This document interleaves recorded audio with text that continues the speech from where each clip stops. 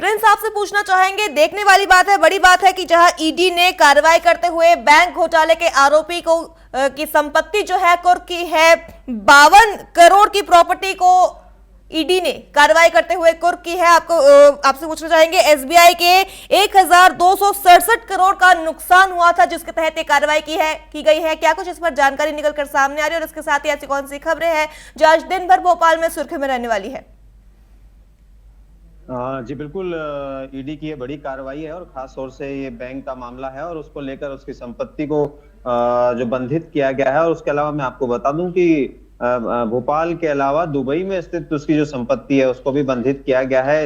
1000 करोड़ से अधिक का जो ये मामला है वो निश्चित ही कहीं ना कहीं एक बड़ा आर्थिक घोटाला हम कह सकते हैं, इसको बैंक के साथ फ्रॉड कह सकते हैं। तो निश्चित ही एक बड़ी कार्रवाई ईडी की है और इस पर आगे की जांच जारी है और भी संपत्ति का अगर खुलासा होता है, पता चलता है तो निश्चित तौर पर बैंक उस पर कार्रवाई करेगा, ईडी कार्रवाई करेगा।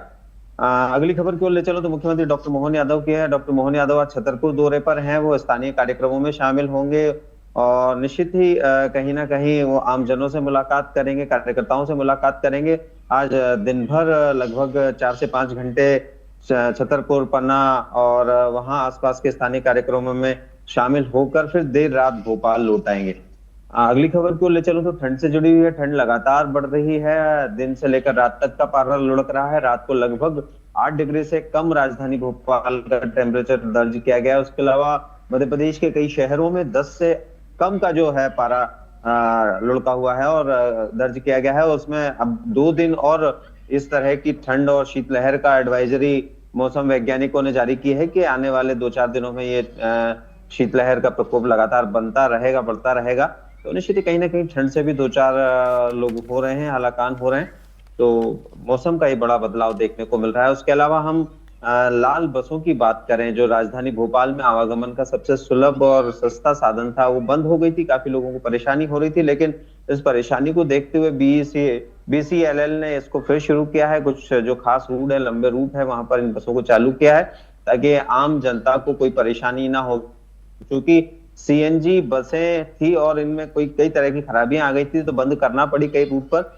ईवी बसें आने की बात चल रही थी, लेकिन ईवी बसें आने में भी थोड़ा समय लग रहा है, उनके डिपो और चार्जिंग स्टेशन बनने में समय लग रहा है। इस कारण लगभग 100 बसें राजधानी भोपाल में आएंगी जो चलेंगी, लेकिन तब तक के लिए ये एक सप्लीमेंट्री कहें कि बसों को शुरू कर दिया गया है कुछ कुछ रूट पर। लेकिन फिर भी अभी समस्या बहुत सारी जगहों पर आवागमन की बनी हुई है।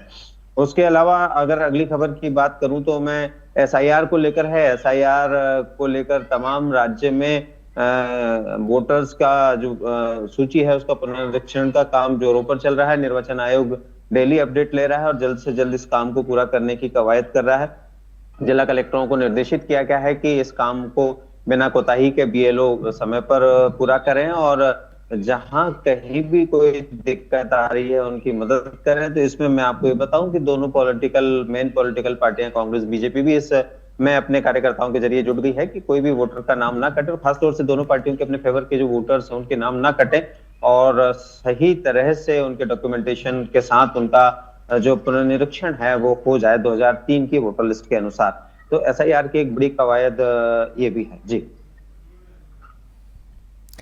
जी प्रिंस जी, तमाम जानकारी के लिए आपका धन्यवाद।